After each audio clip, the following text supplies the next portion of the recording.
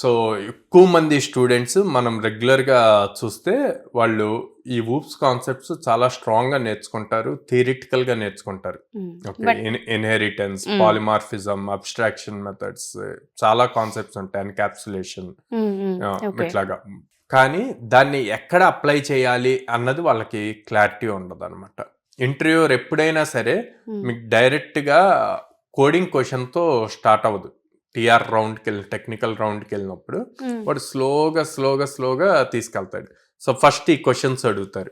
అడిగినప్పుడు చాలా కాన్ఫిడెంట్గా ఊప్స్ కాన్సెప్ట్స్ అన్ని చెప్తారు. ఓకే, చెప్పిన తర్వాత దాన్ని ఒక రియల్ టైమ్ ఎగ్జాంపుల్లో ఎక్స్ప్లెయిన్ చేయమన్నప్పుడు చాలా మంది చేయలేరండి. అక్కడ ఇక్కడ ఈ వీడియో గనక ఫైనల్ ఇయర్ స్టూడెంట్స్ చూస్తూ ఉంటే వాళ్ళు ఆల్రెడీ క్యాంపస్ ప్లేస్మెంట్స్ లో ఇది ఫేస్ చేసి ఉంటారు. ఎందుకు అంటే కంపెనీ వాళ్ళకి కావాల్సింది ఆ కాన్సెప్ట్స్ ని అప్లై చేసి అప్లికేషన్ ఎలా బిల్డ్ చేయాలి అని, అంతేగాని కాన్సెప్ట్ ని థియరిటికల్ గా చెప్పడం కాదు.